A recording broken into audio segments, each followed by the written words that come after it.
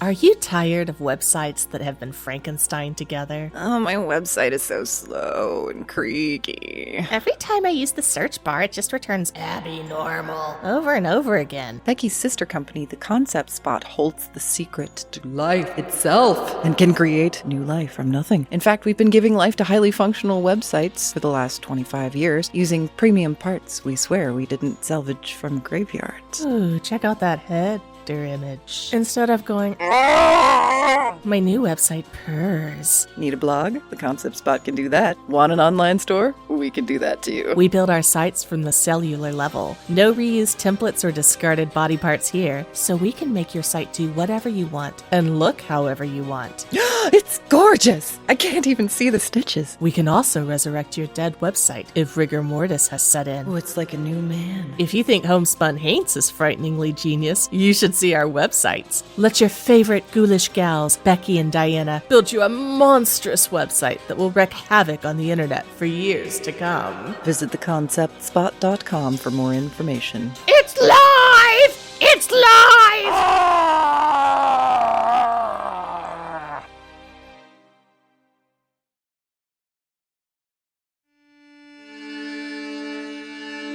Eddy Specter isn't afraid of anything, which is a good thing as he runs the ghost tours and serves as a paranormal consultant for Galveston, Texas.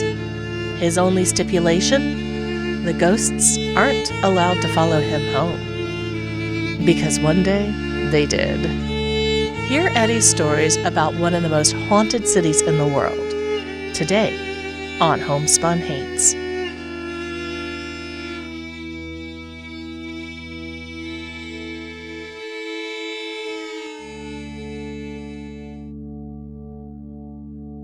Hello, Hainted Loves. Welcome to Homespun Haints. I'm Becky. I'm Diana. And today on the show, we have a wonderful guest that we were introduced to by Jennifer, who was also a guest on our show last season. The one whose dead grandparents taught her how to cuss as ghosts in French. Yeah, that Jennifer. So this was somebody that she recommended to us. We asked her if she had any projects she was working on or any books she wanted to promote, and she said, Eddy Specter! I want to promote him. So we got Eddy on the show today. He runs ghost tours and ghost investigations out of Galveston, Texas, which apparently is incredibly haunted. It's like New Orleans, Key West level. Speaking of our Patreon, which Jennifer is part of, we do have a new patron. What? Yes, Rose. Thank you so much. Rose sent us such a sweet note. Appreciate that so much, Rose. We're so thrilled that you're here. Unlike Rose, though, somebody else left a comment recently that they wished that our episodes were scarier. Scarier? So I thought I would share something scary that actually happened. It was really late at night. You might know that we have a dog who's like incredibly floofy. He is, yes. That's the one adjective I would use for him. It's just so much floof. That was the only way I could get talked into having a dog. I am a cat person through and through. But it was like, well, what if we got something that was basically a rug potato? Rug potato? So I'm taking him out at night, and I am a night owl. I was up probably till like, I don't know how late it was. It was at least 2 a.m., maybe 3. And my husband does this thing where he's like, I'm going to bed. Take the dog out before you go to bed. And it'll be like 8:30 at night because he's just done dealing with the dog. So that's his way of like getting out of it. And I have to, it's my turn. So I stay up late. So it's probably about 2 or 3 in the morning. I go out into the backyard with my dog to try and nudge him to use the bathroom. We just put a fence in the backyard. Oh, good. Yeah. I'm glad to hear that. So anyway, he's out there. And he's about to go, he's about to go. Like a little trickle starts coming out, just a little yellow stream. Like, And then suddenly there's what sounds like 3 giant knocks. Boom, boom, boom. And we both, like, he's like, ugh! And like he stops midstream. He just like clenches up. No more is coming out. I know that's going to be an accident later that evening. Like fight or flight, yeah. So he just clenches up and he starts barking, and we both looked at where it came from. It came from the steps leading from the driveway up into the backyard. We have these steps. But it wasn't like, it was like a giant was walking up those steps. Boom, boom, boom. And we both stared at it, and he starts barking, and I start yelling, like, who's there? Who's there? And we both knew something was on the other side of that gate. Yeah. Those were not human noises. And you know how you can tell, like, we've talked about this before, you can kind of hear the presence of somebody, like the way the air moves around them. Mm-hmm. Whatever this was giant. And those pops, they did not sound like, it was not gunshots, it was not fireworks, it was not a car backfiring. Extremely ambitious acorns falling on people. And it was very even. It's 3, boom, boom, boom, like that. Did you open the gate? Hell no! Are you kidding me?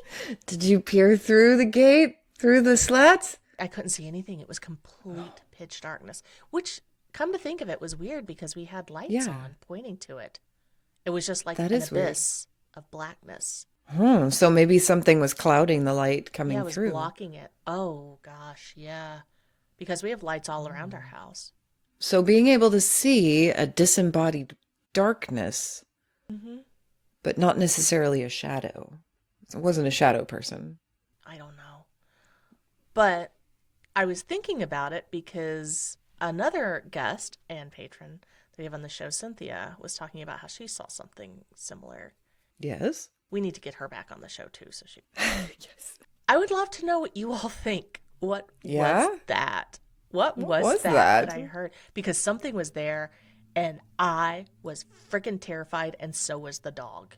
Holy crap! He stood there and barked, and we both were there until we were both sure that whatever it was gone. And like the minute I was like, "Oh, it's gone," he was like, "Oh, it's gone," and he turned around and ran back inside, still holding his pee. So that was fun to clean up the next morning. Yeah. It was terrifying. I don't get scared. You probably know I don't get scared. Right? She tells ghosts to leave her alone and so she can go back to sleep when they're haunting her at night in her bed. Does not get scared easily. Damn, Becky. When was this? What time? Last night? It was about a week ago. A week ago. Okay. I was going to say last night, I was just relaxing in my living room, probably watching a horror movie, and I was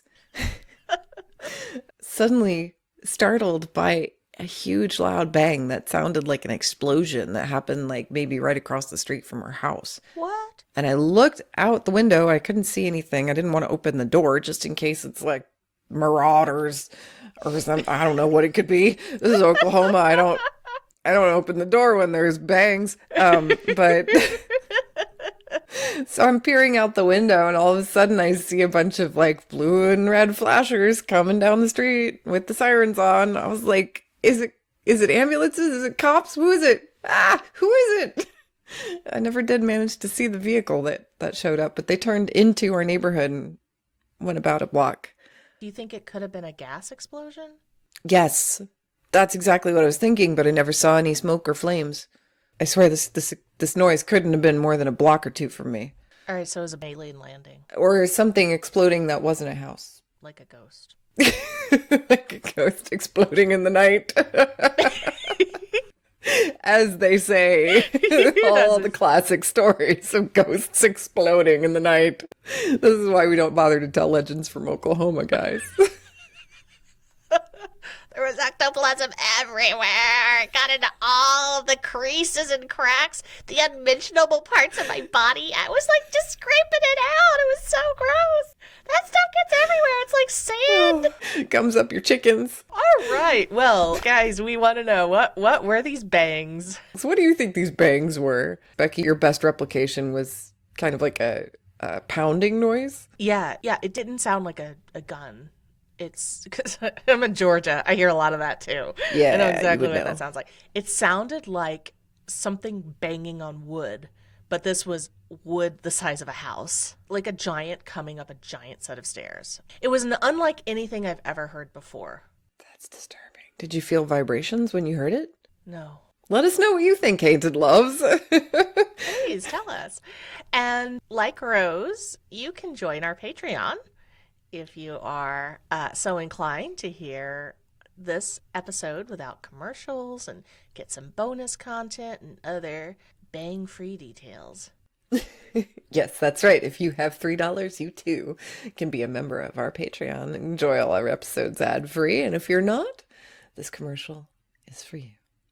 Oh man, I had a rough day. What happened, honey? I was out with the guys and And they said I wasn't spooky enough. Oh, honey, how could they say that to you? You're hella spooky. You think so? Of course. After all, you came up with the ectoplasm being ghost jizz theory, and you've been scratched by more horny ghosts than anyone else I know. Well, I suppose you're right. But if you're really worried about it, I have just the thing. Oh, wow! A spooky AF t-shirt? That's right. Our Spooky AF line comes in shirt, sweatshirt, pillow, and even a high-quality mug. Man, those are super awesome, especially for something with profanity on it. What's even better, all these items were hand-lettered exclusively for Homespun Hates by world-renowned calligrapher Nikki Malik. Holy ghostly cannoli, that's amazing. From now on, whenever you brandish your Spooky AF gear, no one will accuse you of being boring. Yeah, I'm Spooky AF. Visit homespunhates.com for all Spooky AF merchandise.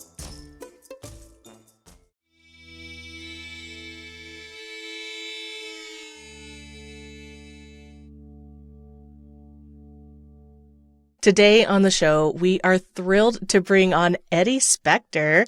We met him through another guest that we heard from last year, Jennifer, and he is somebody who is truly embedded in the paranormal world. He is the owner and operator of Ghost Tours of Galveston County. He also is a paranormal investigator, as you can imagine. And of course, he's got a ton of stories. Yeah. Eddy, thank you so much for being on the show with us today. Welcome. Thank you so much. I heard some great things, and it was funny how I heard about you. I was looking myself up as one does on Google. Yeah. And I said, what was this? Somebody mentioned me on this podcast. And I listened to the podcast. I said, oh, well, that's very nice of them to mention me.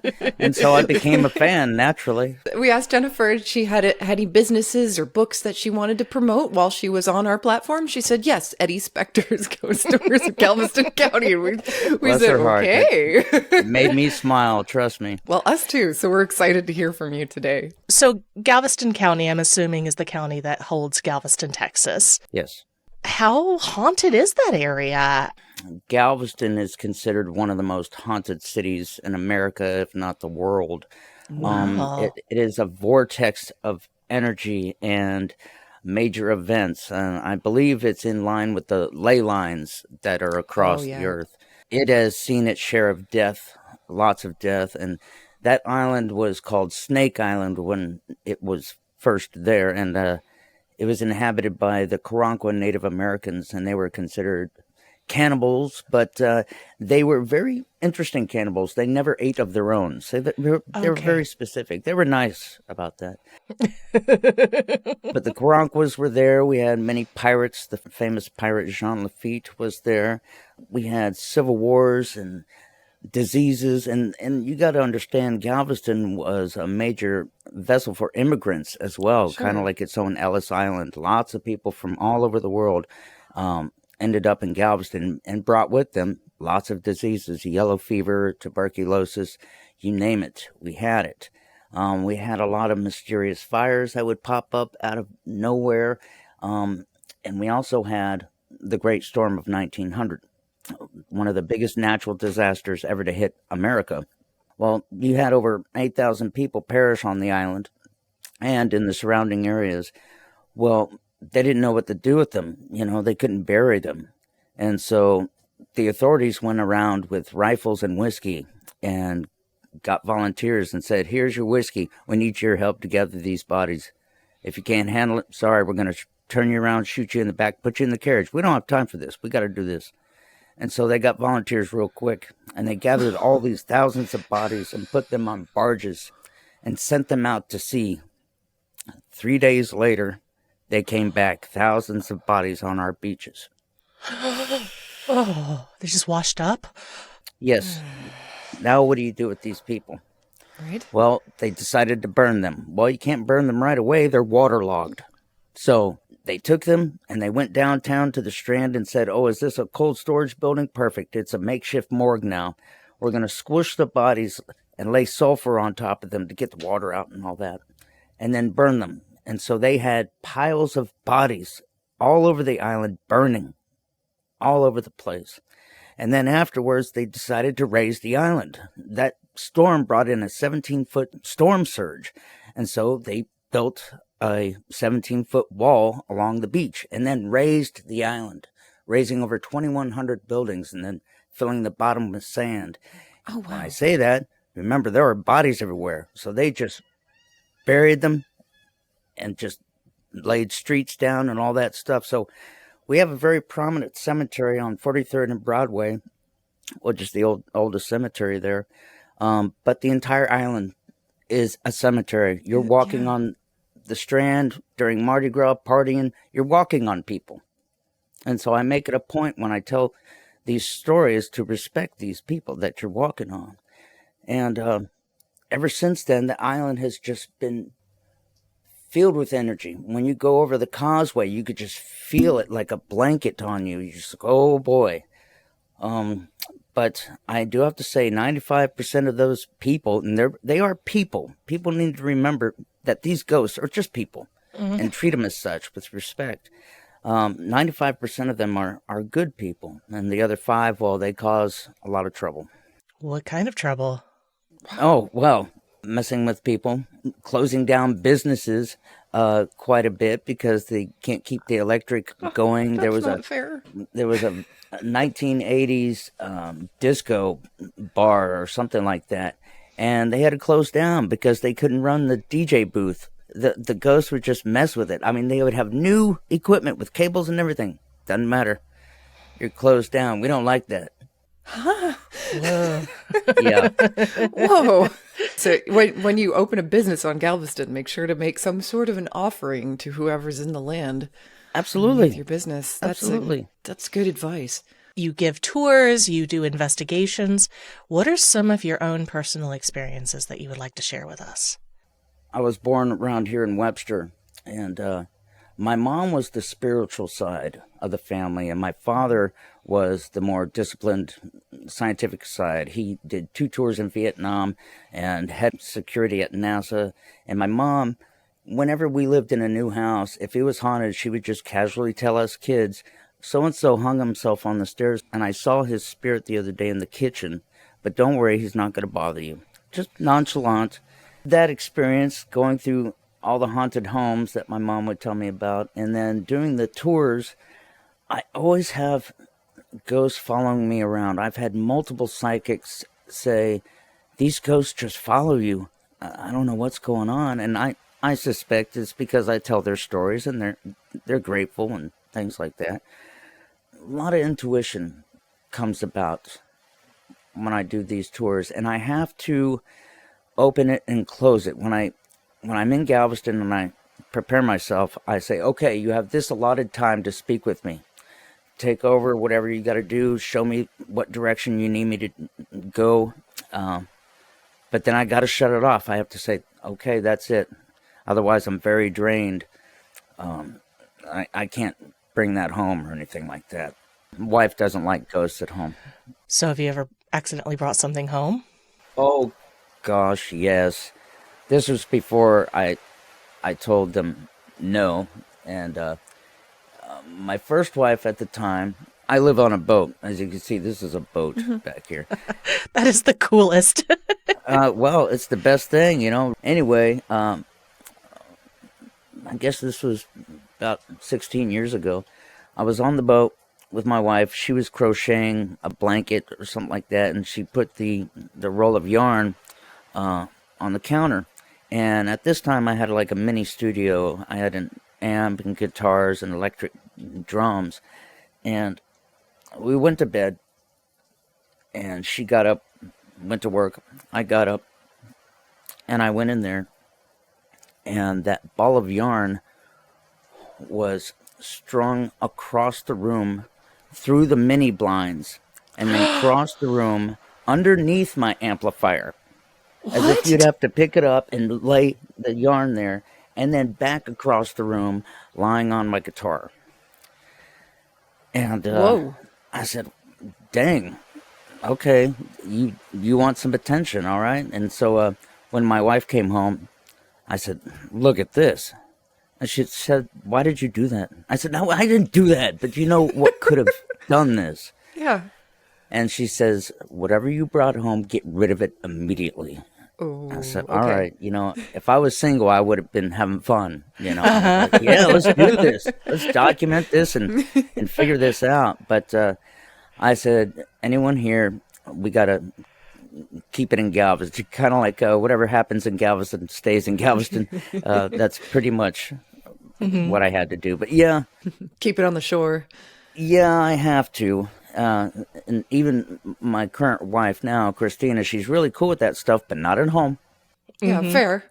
That's fair. Of course, I want my stuff to work. I want the TV not to go off when we're Right? watching.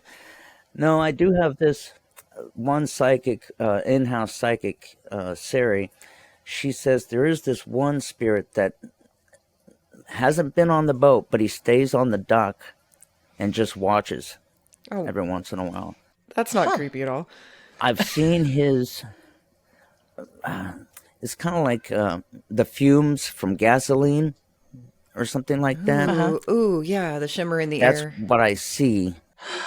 Oh, cool. It's okay. It's okay. It's like he's been here for a while in the marina, and he's making sure I'm okay, or if I'm doing okay around the marina. Like he wants to make sure the marina's okay or something. I'm not sure. Maybe a guard or something. Previous guard. Yeah. Interesting. Though so many cultures believe that ghosts can't cross water, and yet these ghosts are crossing water and getting onto your boat. Okay, well, that doesn't work. So much for that theory. What are they going to cross next? Salt, brick dust? I mean, Maybe they can cross water when they're riding on somebody's back. I don't know, maybe. Well, people say that, so the ghost haunts the entire block. I said, yes, you have to realize that spirits can move anywhere at any time. For example, when you purchase an item at a thrift store or something, that spirit is attached to it, and then it will take it home, and then you'll have the spirit there. So spirits are able to go anywhere. Can you think of like a reason why spirits would attach to an object or a person instead of a location, and vice versa? I mean, why would they haunt a specific location if they're able to go wherever they want? It's a good question, but with a sane mind, what I mean by sane is not being scrambled. Like when you go through something horrific like death and you become a spirit, I don't think you retain, it depends, retain the ability to think correctly. Your brain may be Swiss cheesed or something, and you may feel lost. And if you see something that reminds you of something that you could hold on to, be it, a certain picture frame, you're like, oh, I know that. At least I know that. I'll hold on to that, to feel safe in the confusion of death. That's my theory. That makes a lot of sense. The same with a building, right? If you recognize it.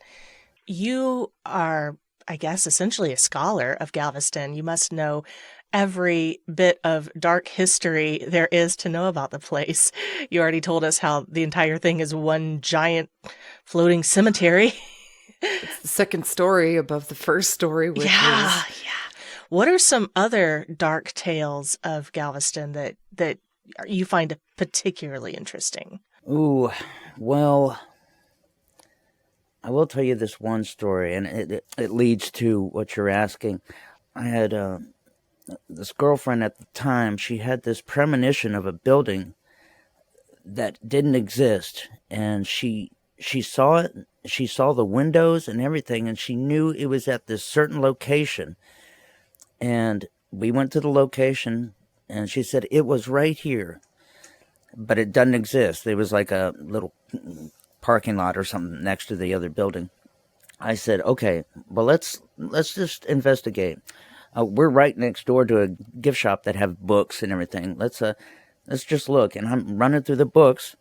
We found somebody took a picture of that block and showed an existing building that extended to that building. And the windows looked exactly how she envisioned. And I said, okay, Wow. so the building did exist. All right, this is brilliant. We're on the right track. And so we go to the Rosenberg Library, the oldest library in Texas. And we go to the top floor where they have all the archives. And I look through the, well, actually, I spoke to the woman up there. I said, I have a proposition for you.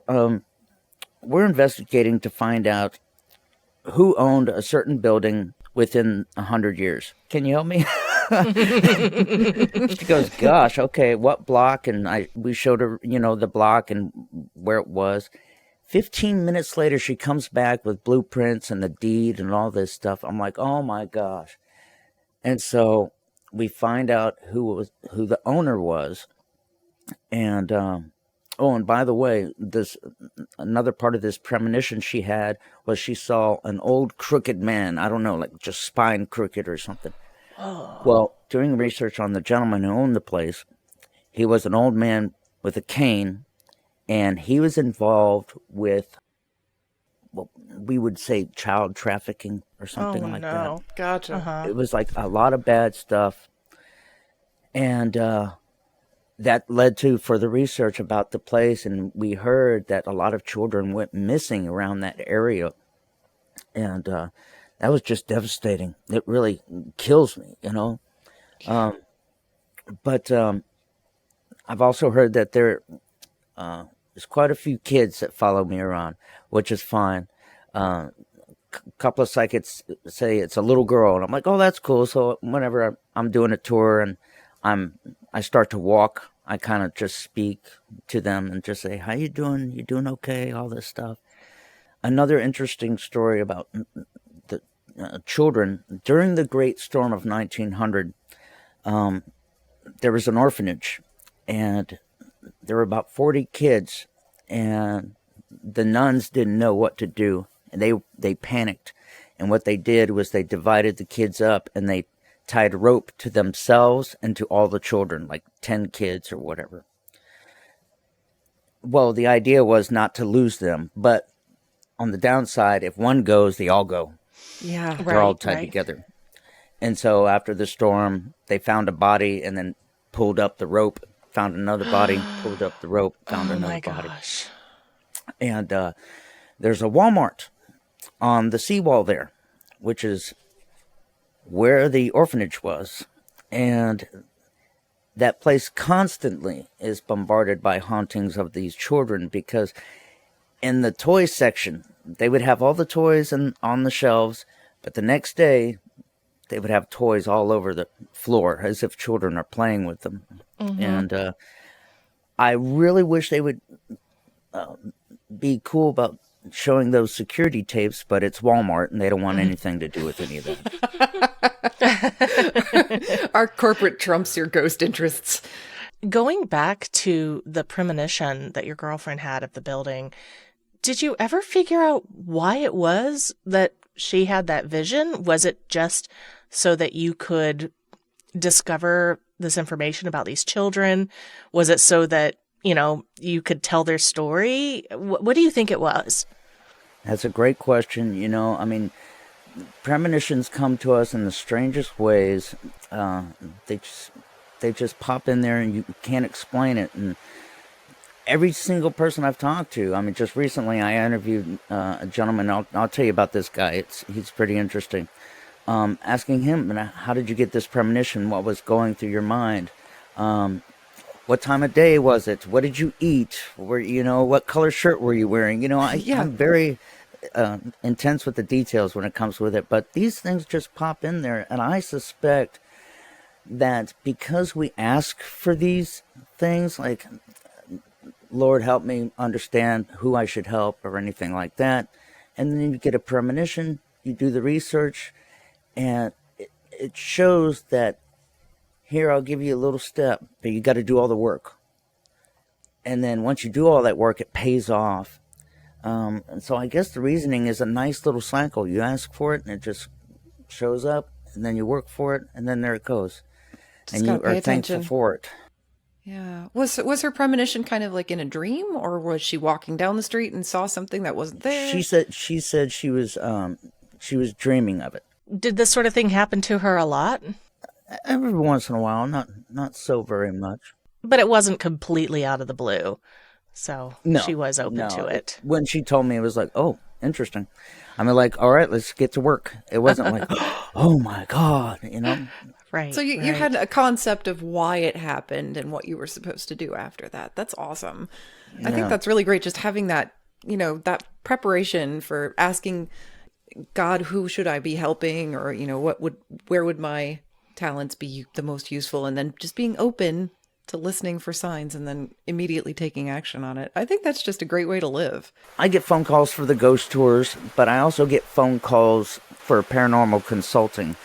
The other day I get a phone call, and it's a gentleman over at a bed and breakfast in Galveston. And he says, hey, Eddie, there's a gentleman here, and he wants me to tell him where the ghosts are. And I'm a little confused, and I can't really help him, but I knew you were the person to call. There you go. I said, thank you. Go ahead and give him my number, and we'll go from there. Well, he calls me up, and he's a Japanese fellow. His name is Max. And I interviewed him yesterday because he was given a message to either keep doing your regular job or to work for God. And that message was so prominent. He was like, well, I guess I'll work for God, and so what he does is he goes to all these haunted places, and his goal right now is to release spirits who are stuck here through prayer. You may find it unorthodox, but he has reasonings behind it. He shouts this stuff. I mean, he goes to a spot and he just yells and does all this energy waving and all this stuff, and he's just really passionate about it, and it drains him. So I mean, I find it very fascinating. He does not do anything but that. He just drives to different locations, and hopefully the Lord will provide some funds. And just after he left my boat for the interview, he texted me and showed a picture of this really nice Mexican dinner. He said, look what I just got for free. I said, oh man, that's good on you. So he just travels and says, where are the ghosts everywhere he shows up? Yeah, he was super busy in Galveston. He had to go twice because I told him the entire you'd have to go to every corner. He was there all day yesterday. So people will be able to find out about everything you're doing on your website at eddyspecter.com, correct? That's correct. Yes, it will lead you to all my social medias, which I update quite a bit. You are a fascinating person, Eddie, from everything from the fact that you live on a boat and you know all these things about the history and the ghosts and experience so much yourself. It's been such a delight to talk to you. Absolutely. Thank you for coming on the show. Of course, and anytime. Thank you too. It was a pleasure. You guys are lovely. Thank We you. love talking to you too. We'll definitely have you back on. We'll follow up with Max too, just so we can get his story as well. Thanks for the referral. Haunted Loves, what do you think? Would you drive over the ground choked with bodies in Galveston? If so, you're bound to have a spooky day. Homespun Haints is hosted by Becky Kielimnik and Diana Doty, and produced by Homespun Haints Media LLC. Editing and music by Becky Kielimnik. Show notes by Diana Doty. If you have a ghost story and you'd like to be considered as a guest for this podcast, please visit our website at homespunhaints.com/submit.